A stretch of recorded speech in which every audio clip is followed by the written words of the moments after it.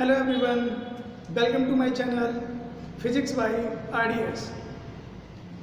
आज हम लोगों को जो टॉपिक पढ़ना है वो कूलाम का नियम पढ़ना है। हमें कूलाम का नियम हम लोग जो पढ़ेंगे वो एक सिंपल सी स्टोरी के माध्यम से हम लोग पढ़ेंगे।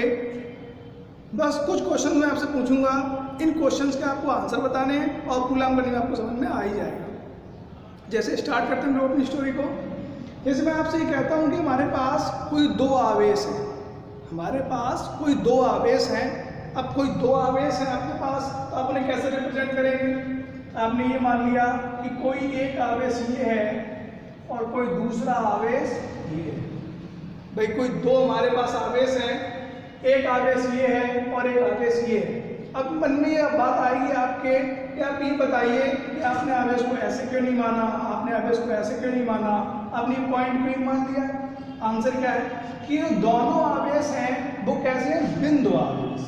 ये जो दोनों आवेश हैं ये कैसे हैं? बिंदु आवेश है। इसलिए आपने भी किसके आकार माना है? बिंदु के आकार में माना है, बहुत छोटा सा आवेश माना है। दूसरी बात, ये जो दोनों आवेश हैं वो कैसे हैं? स्थिर हैं। ये जो दोनों आवेश हैं वो कैसे हैं? स्थिर हैं, रुके हुए हैं। मतलब ऐसा नहीं कि मूविंग आवेश है, चलते हुए आवेश नहीं है।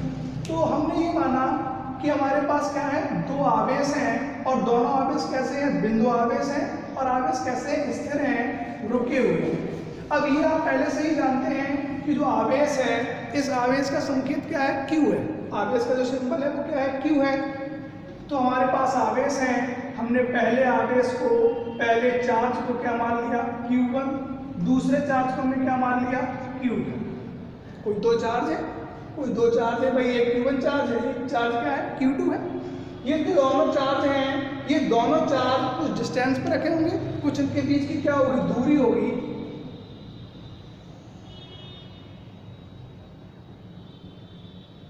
हमने ये मान लिया कि दोनों आवेशों के जो बीच की दूरी है वो कितनी है? Small r। और सिंपल सी स्टोरी है, क्या है? हमारे पास कोई दो चार्ज हैं, एक चार्ज Q1 है, एक चार्ज कैसा है? Q2 है। और ये जो दोनों चार्ज हैं वो एक दूसरे से कितनी दूरी पर रखे हुए हैं? स्मॉल r दूरी पे रखे हुए हैं। ऐसे मान लीजिए एक ये चार्ज है और एक ये चार्ज है, दोनों कितनी दूरी पर रखे हुए हैं? स्मॉल r दूरी पे रखे हुए हैं। अब एक सोचने वाली बात ये है कि अगर ये एक चार्ज है और एक ये चार्ज है, तो दोनों चार्ज में ये चार्ज जो है वो पॉजिटिव भी हो सकते हैं और नेगेटिव भी हो सकते हैं। तो मान लिया जाए कि ये दोनों चार्ज जो हैं वो कैसे होंगे? पॉजिटिव होंगे। मान लिया हमने कि दोनों चार्ज कैसे हैं? पॉजिटिव होंगे। तो आप ये सोचिए कि अगर ये दोनों चार्ज पॉजिटिव हैं तो ये आपस में एक दूसरे को आकर्षित करेंगे या प्रतिकर्षित करेंगे। मतलब ये आपस में एक दूसरे को अट्रैक्ट करेंगे या रिपेल करेंगे। तो सोचने वाली बात है, जब ये दोनों ही सेम हैं, सेम टाइप के चार्ज हैं, तो एक दूसरे को क्या करेंगे? रिपेल करेंगे। अब रिपेल करेंगे तो रिपेल करने कैसे करेंगे? रिपेल करने के लिए ये एक दूसरे के ऊपर फोर्स अप्लाई करेंगे। रिपेल करने के लिए ये एक दूसरे के ऊपर क्या करेंगे? फोर्स अप्लाई करेंगे। तो ये जो पहला चार्ज है, ढंग से देखना है आप, ये जो पहला चार्ज है ये दूसरे वाले चार्ज को क्या करेगा?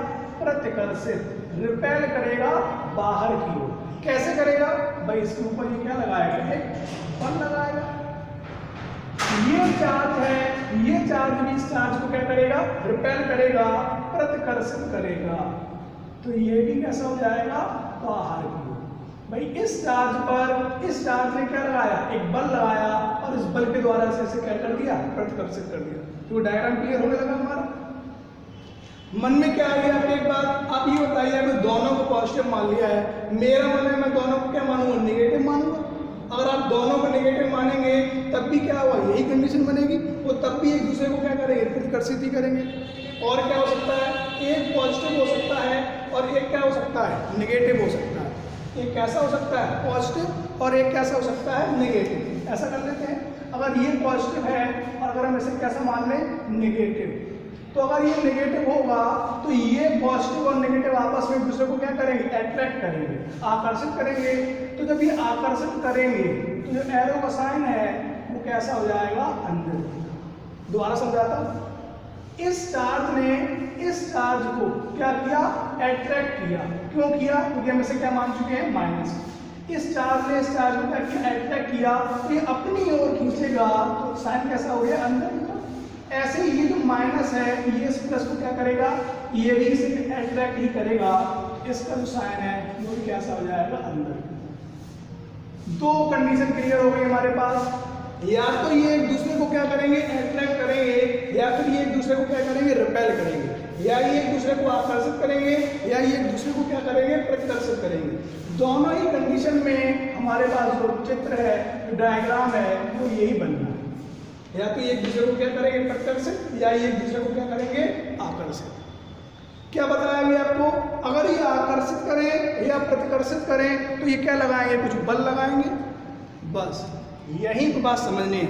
कूलाम का जो नियम है वो बस यही बताता है कि कोई दो बिंदु और स्थिर आवेश हो। याद होगी आपको बात? बिंदु और स्थिर, अभी लिखा था बोर्ड पे। तो अगर हमारे पास कोई दो बिंदु और स्थिर आवेश हैं तो उनके बीच लगने वाला बल, कौन सा बल?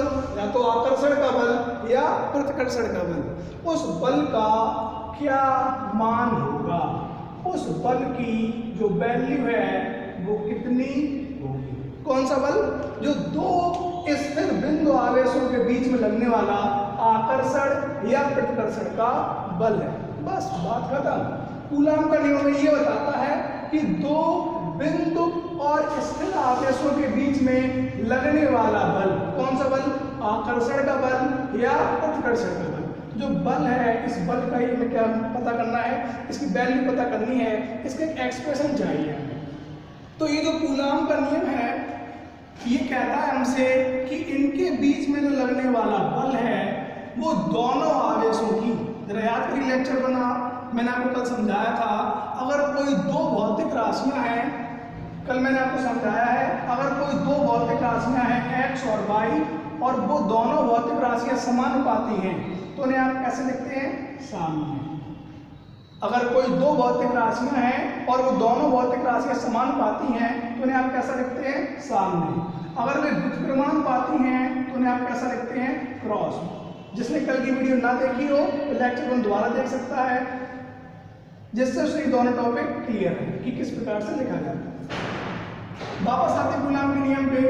तो कूलाम का नियम से कहता है कि दोनों स्थिर बिंदु आवेशों के बीच, ध्यान रखना बहुत सिंपल सी परिभाषा है, डेफिनेशन ऐसी सिंपल सी, दो स्थिर बिंदु आवेशों के बीच लगने वाला आकर्षण अथवा प्रतिकर्षण का बल दोनों आवेशों की, दोनों आवेशों मतलब Q1 Q2, दोनों आवेशों की मात्राओं के गुणनफल, गुणनफल के लिए आप किसका साइन यूज करेंगे? मल्टीप्लाई।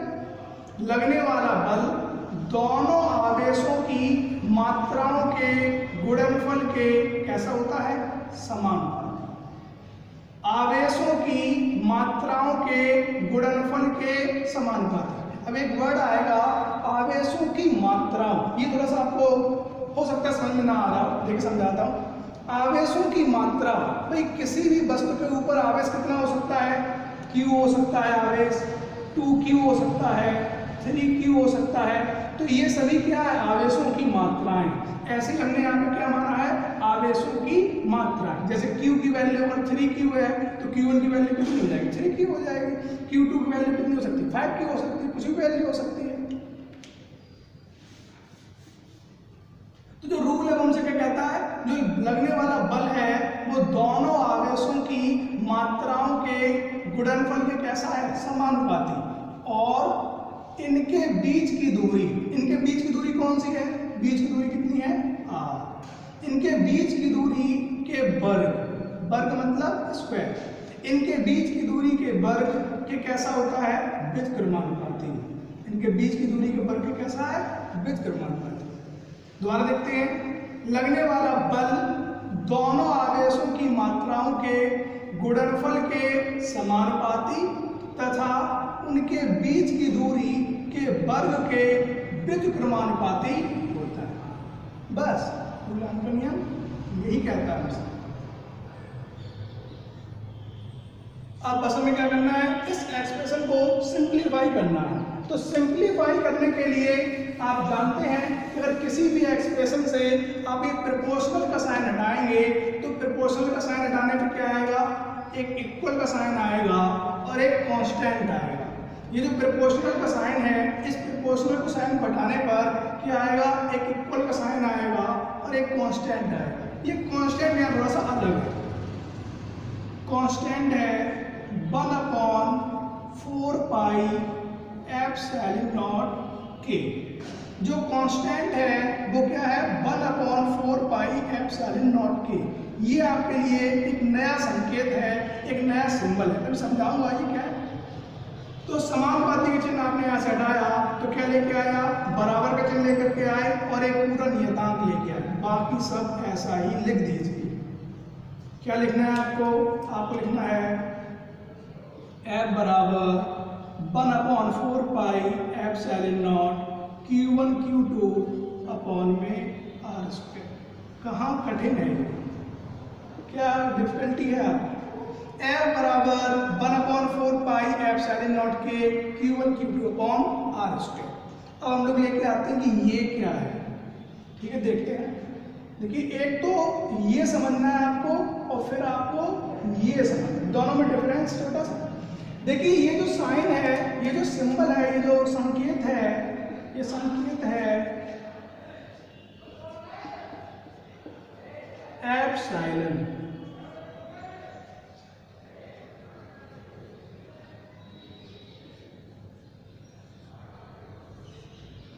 ये जो संकेत है वो किसका है, एप्सिलॉन का संकेत है। और ये एप्सिलॉन हम किसे प्रदर्शित करते हैं,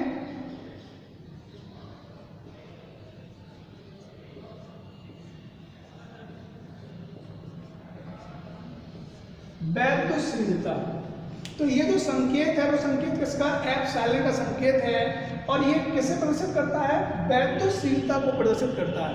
अब ये वैद्युशीलता क्या होती है, वैद्युशीलता, देखिए जो वैद्युशीलता है इसका संबंध है माध्यम से। तो किसी भी माध्यम की आवेश को ग्रहण करने की शक्ति, किसी भी माध्यम को आवेश को ग्रहण करने का गुण, उस माध्यम की वैद्युशीलता कहलाता है, जिसे एप्सिलॉन से प्रदर्शित करते हैं। दोबारा समझते हैं, किसी भी माध्यम की आवेश को ग्रहण करने की शक्ति ही उस माध्यम की वैद्युशीलता कहलाती है। इस वैद्युशीलता को एप्सिलॉन से प्रदर्शित करते हैं, जिसका सिंबल ये है। अब एक नया क्वेश्चन आपके मन में आता है कि आपने एप्सिलॉन के साथ ये नॉट क्यों लगाया है। तो इसे हम लोग पढ़ते हैं एप्सिलॉन नॉट। मैंने बताया आपको कि ये जो नॉट है वो दो रीजन से आ सकता है। ये जो नॉट है वो दो रीजन से आ सकता है। कौन कौन से रीजन है, ये नॉट आता है वायु या निर्वात के लिए। ये नॉट किसके लिए आता है, वायु या निर्वात के लिए।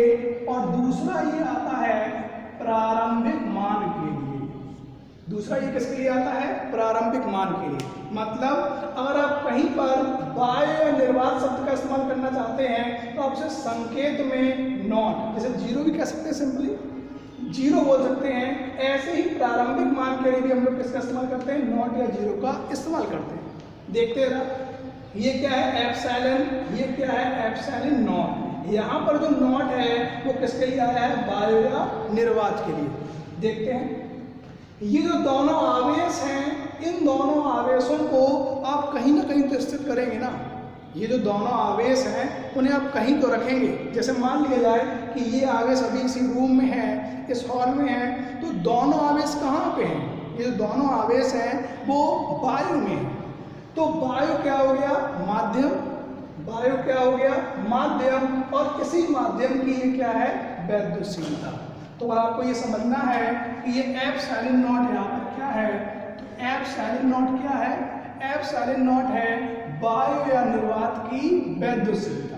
वैद्युशीलता क्या होता है, किसी भी माध्यम में आवेश को ग्रहण करने की शक्ति, उसकी क्या कहलाती है, वैद्युशीलता कहलाती है।